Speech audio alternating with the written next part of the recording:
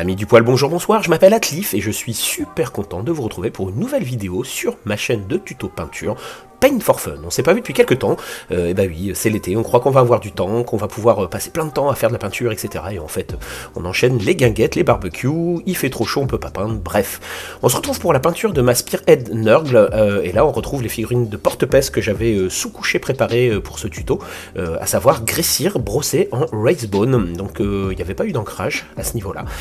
Premier passage sur cette unité, en l'occurrence du Dreadful Visage, c'est un espèce de violet plutôt qui couvre pas trop en fait, faut pas hésiter à l'appuyer, à le passer un peu gras on va dire, et sur le dégradé que j'ai préparé qui est assez subtil en fait, on va tout de suite avoir un contraste qui va se poser. Donc c'est un schéma que j'ai choisi qui est un petit peu différent du schéma de peinture que j'avais fait sur une vidéo précédente où j'avais pas un porte-peste. Là l'idée c'était plus d'en faire mon armée peut-être définitive en V4, hein, je sais pas, enfin définitive, une armée que je vais pousser après en V4 en tout cas, mais là je suis toujours dans l'idée de peindre mes Spearheads, les 4 Spearheads que nous avions retenus ensemble dans une vidéo précédente également. Je vous rappelle que j'avais fait un vote, je vous avais fait voter, participer, et c'était cette faction en fait qui était arrivée en première position. Donc je vais essayer de peindre tout ça. J'ai avancé pas mal mes Cruel Boys aussi en off, j'ai fini d'ailleurs mes Cruel Boys, j'ai mis quelques photos sur Facebook, j'ai déjà joué avec, j'ai perdu malheureusement, mais c'est comme ça. Donc là je me dépêche en tout cas de poser ce Dreadful un petit peu partout, comme je vous le disais, comme il est pas toujours trop couvrant. Là je vois que mon cadrage est encore un petit peu approximatif, désolé, il va vraiment falloir que je trouve une solution. Du coup voilà, je le passe un peu gras, encore une fois, pour que ça marque un peu. Donc je repasse une fois, voire deux fois, si j'estime que ça ne marque pas assez. Premier passage sur les 10 figurines de l'unité. Je vous rappelle que dans l'unité dans la formation Spearhead, en fait, il se joue par 2x5. Vous voyez qu'en l'ayant passé, là on voit bien les contrastes sur ces porte-pestes. C'est un schéma original, j'espère, en tout cas, je sais pas si ça s'est déjà vu ou pas, peut-être, hein, après tout. Mais je voulais pas faire du classique de Nurgle avec du verdâtre ou des choses comme ça. Voilà pourquoi j'ai fait ce choix. Donc là, deuxième couleur que nous allons poser sur ces figurines, il s'agit du Volupus Pink. C'est une couleur que j'aime beaucoup, hein, je vous l'ai déjà dit, ça fait partie des couleurs que je préfère en contraste, et ça je vais l'appliquer dans toutes les plaies, dans tous les entrailles de la figurine en fait, pour marquer une première fois en fait un contraste dans un premier temps, et puis bah, vous voyez que ça fait bien un petit peu intestin, boyau, pas sanguignolant non plus, j'aime pas trop quand c'est trop sanguignolant, ça fait souvent too much, un peu kitsch on va dire, j'aime mieux suggérer les choses que de les montrer de façon un peu trop marquée. Voilà, donc sur la sous-couche Gressir Wraithbone, on a tout de suite ce contraste, hein. Je vous rappelle qu'on est en méthode Slapshop toujours, le but n'est pas de vous faire des tutos où vous pourriez gagner des prix peinture, etc. Moi j'ai actuellement 6 Spearheads, parce qu'entre temps j'ai récupéré la boîte Scaventide, donc j'ai les Stormcast et les Scaven également. Je lutte pour ne pas craquer sur d'autres Spearheads, on a beaucoup joué déjà avec les copains en magasin entre autres, et on est tous unanimes, hein. C'est un très bon format, format court, format d'initiation, format pour faire du compétitif. Il y a une ligue qui est lancée maintenant, il y a un tournoi prévu au mois de septembre, et du coup je me restreins, j'essaie de rester focus sur les factions que je possède déjà, mais j'ai clairement envie de craquer sur d'autres. Donc là en tout cas vous voyez que je passe mon Volupus, quitte à repasser plusieurs fois pour marquer un peu par endroit, voilà, donc dans tous les espaces qui sont un peu marqués, et tout de suite on a ce contraste entre le Dreadful un peu violacé et le Volupus qui est clairement violacé, voilà, donc ça nous permet une fois les 10 figurines faites d'avoir un premier rendu. Voilà, je fais la mise au point, voilà, je trouve que ça match plutôt pas mal en tout cas. Après ce premier passage, il n'y a que 2 couleurs, hein, là en l'occurrence, en contraste encore une fois. Peinture rapide, toujours, hein, méthode Slapshop. Je vous rappelle la méthode Slapshop, hein, on prépare ces figurines en faisant un brossage en préalable. Donc là, il y a eu 2 passages seulement, la sous-couche Gressir, le Wraithbone léger, et après, grâce à la peinture contraste, on pose un voile. Comme là, on va poser par exemple du Skeleton Horde pour aller marquer toutes les cornes, les dents, et puis surtout l'épée aussi. Je voulais quelque chose qui reste dans des teintes un peu comme ça. J'ai hésité à faire un petit peu plus sombre, mais je me suis dit que c'était pas... voilà, je préfère rester sur quelque chose un peu pâle en tout cas. Voilà, et donc toujours cette méthode Slapshop, encore une fois, on fait ce passage partout, en transparence, ça nous permet d'avoir directement un dégradé, et donc après on fera un petit brossage à la fin, comme je fais d'habitude de toute façon. Donc là, toutes les armes comme ça, voilà. Skeleton Horde, normalement je vais reprendre après également sur les dents, les cornes. La colonne vertébrale, j'avais hésité au départ, mais je les ai repris après, je trouvais que ça apportait, c'était cohérent en fait avec l'ensemble, tout simplement, de la pièce. Voilà, j'ai pas un petit pinceau, hein, vous voyez, je me permets même, l'intérêt de la contraste, c'est qu'en fait on déborde très très peu, je trouve en tout cas. Contrairement à un lavis, en fait, à une encre qu'on va appliquer et qui va couler un peu partout, là vous voyez que j'arrive à poser, à tirer ma contraste, parce qu'elle est un petit peu plus épaisse, et même avec un gros pinceau je déborde pas, et ça me permet de poser ma peinture un peu là où je veux, et en fait vous voyez directement sur la corne qu'il y a un dégradé qui se fait tout simplement. Voilà, là je repasse un petit peu par le dessous pour marquer encore une fois en zénital. Voilà, je repousse un petit peu ma couleur ici, les dents qui n'ont pas été faites bien sûr, avec le brossage après, tout ça, ça va ressortir d'autant plus, hein, bien sûr.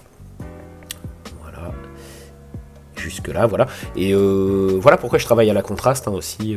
Peut-être que je vous ferai un de ces jours aussi une petite vidéo pour vous présenter c'est qui Atliff et pourquoi Slapshop en tout cas. On me demande pourquoi aussi j'utilise pas des fois de la peinture d'autres marques comme la Valero, Speedpaint, de chez Army Painter, etc. Et c'est vrai que je reste à la contraste en fait.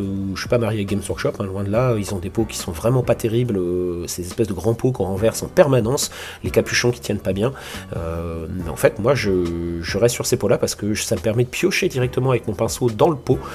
Quand je vous dis que je veux de la peinture rapide, clairement je mets même pas sur palette, etc. Et en fait le conditionnement des pots Army Painter ou Speed Paint Express pardon, chez Valero, ça vous oblige en fait à mettre des gouttes à gouttes sur une palette, ce qui est très très bien, hein, en conditionnement. Mais moi je vais aller vite, et c'est pareil aussi, j'utilise pas de peinture métallique pour ça, parce qu'il faudra avoir deux gobelets, Griffon orange en fait, ça va être pour marquer les bubons. Oui, si on utilisait des métalliques, en fait il faudra avoir deux pots à eau en fait.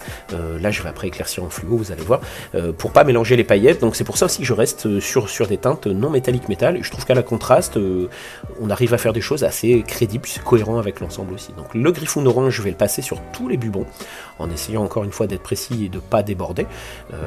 Pourquoi je choisis du orange? En fait je trouve encore une fois que ça va faire un petit point de lumière sur la figurine, qui peut être assez palichonne, effectivement. Le fluo va relever encore ça en plus. Et puis vous verrez que par la suite, avec le socle que j'ai choisi de faire sur l'ensemble de la faction, je trouve que c'est plutôt cohérent aussi. Voilà. Donc là, il faut juste essayer d'être précis. Le Griffon orange n'aurait pas suffi juste si j'avais appliqué comme ça. C'est pour ça que je vais chercher un fluo orange de chez Valero, justement, qui va permettre d'avoir quelque chose de très très pétant. On voit la colonne vertébrale que j'ai passée au Skeleton Horde, qui apporte un petit peu de contraste aussi. C'était trop terne en fait, enfin trop, ça ressortait pas en laissant tel que sur le Dreadful visage initial avec le brossage. Voilà, donc là en fait vous voyez je vais sur tous les petits bubons, si ça déborde un petit peu c'est pas trop grave encore une fois. Ça donne un espèce de truc, quand on a un petit bouton des fois ça peut être un peu rougeâtre autour du bouton, il n'y a pas que le bouton en fait qui ressort, donc voilà, je me tracasse vraiment pas. Il y a 10 figurines à peindre, il y a tout le reste de la faction derrière, et je vous parle même pas de tout le reste que j'ai en off, donc ça ira comme ça. J'ai pas compté, je suis en train de me dire le temps que j'ai mis à peindre les 10 figurines ici. En plus c'est vrai que j'avais tendance à passer sur d'autres projets en parallèle, du coup je saurais pas vous dire combien de temps j'ai mis pour peindre les 10 figurines là. J'essaye toujours de garder un petit peu une notion de temps, parce que ce que je mets en avant ici c'est la peinture rapide et pour avoir du tabletop, mais là c'est vrai que j'ai pas pris j'aurais dû, j'essaierai d'y penser pour les prochaines vidéos.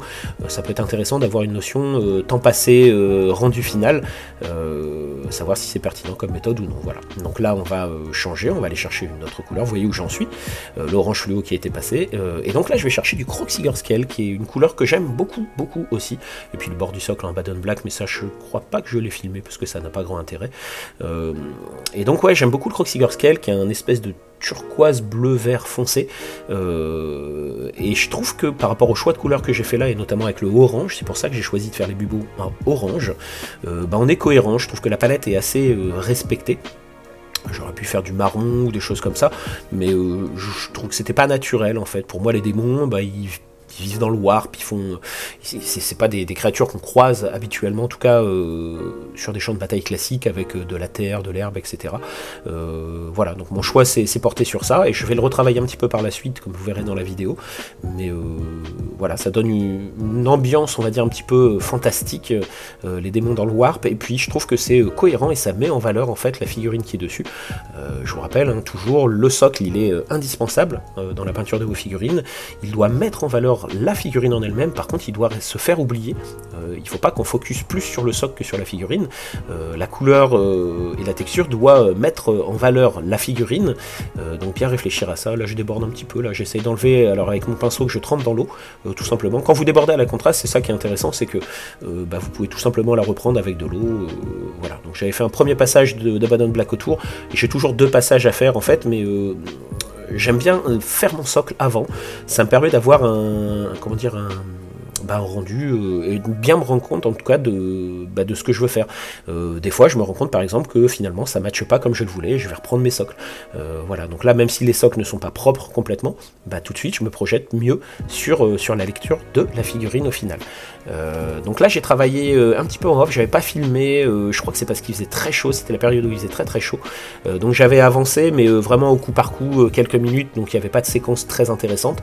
Vous voyez que j'ai fait des brossages tout simplement, alors j'ai travaillé les crânes notamment, j'ai fait des brossages en Wraithbone, toujours le métallique que je travaille comme ça, donc là c'est du Nazdraeg Yellow avec du Gorgrun Tafour, c'est vraiment la technique que j'utilise pour faire des cuivres un petit peu comme ça, de l'or vieilli, j'adore, et après ce petit brossage qui est en Wraithbone, c'est le même brossage que j'utilise sur l'ensemble des figurines, hein. C'est-à-dire que je vais pas du tout changer de couleur pour brosser.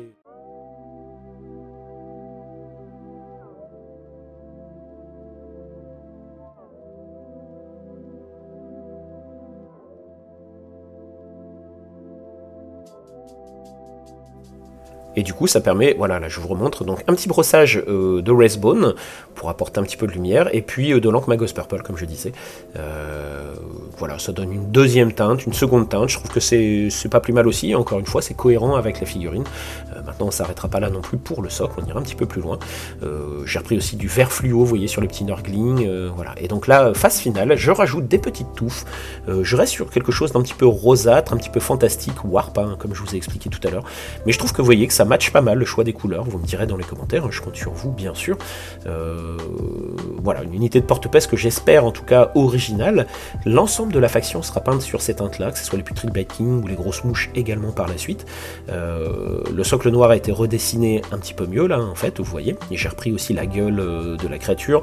Vous voyez que j'ai un petit peu apporté de rouille également sur les parties métalliques, qui est toujours en Basilicanum Grey avec un brossage Wraithbone, et puis là j'ai apporté un petit peu de, je crois que c'est des pigments que j'avais utilisés.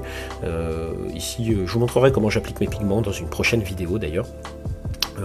Pour que vous voyez tout simplement les petits Nurgling qui sont ici, voilà, donc voilà pour ces porte-pestes en tout cas, j'espère que ça vous plaît, que ce schéma original en tout cas vous convient, et puis je vais continuer sur le reste de la faction. Il y a le Scriba Warrior que j'ai peint en off aussi, j'ai pas fait de vidéo parce que c'était encore une fois quand il faisait très chaud, et en fait j'allais poser une couleur, ça durait 2 minutes, je me sauvais de la pièce où je peins parce qu'il faisait vraiment trop chaud, j'ai repassé, je refaisais 5 minutes, donc il n'y a rien d'intéressant en tout cas vous montrer en vidéo, voilà. Mais en tout cas cette unité est terminée, on va voir un petit plan qui est ici après que j'ai essayé de faire, vous allez voir, je suis pas équipé pour, hein, c'est mon téléphone à bout de bras donc ça tremblote un peu, mais en tout cas j'espère que ça vous plaira. Les petits socles qui sont comme ça, voilà, j'aime bien ce doré là comme ça, et puis voilà. Petit message aussi en fait, je vous invite à me suivre sur la page Facebook, parce que du coup quand je fais pas de vidéo pendant un petit moment, en fait j'essaye quand même de communiquer un max sur Facebook. Ça c'est par exemple les figurines de la boîte Scaventide que je peins pour le magasin, toujours méthode Slashshop en fait. La soirée jeu, la première soirée jeu qu'on avait fait de Spirit, entre temps on en a fait d'autres, j'ai même mis des petites vidéos en l'occurrence de cette soirée, donc n'hésitez pas à me rejoindre sur Facebook. Les liens sont dans la description de la vidéo toujours. Ça c'était mes oraux que j'avais repeints également, je ne l'ai pas montré, mais mon obscur n'avait pas été fait, l'empaleuse non plus, voilà. N'hésitez pas, en tout cas, je vous dis merci et je vous souhaite plein de belles peintures. Je vous dis à très bientôt les poilus. Ciao!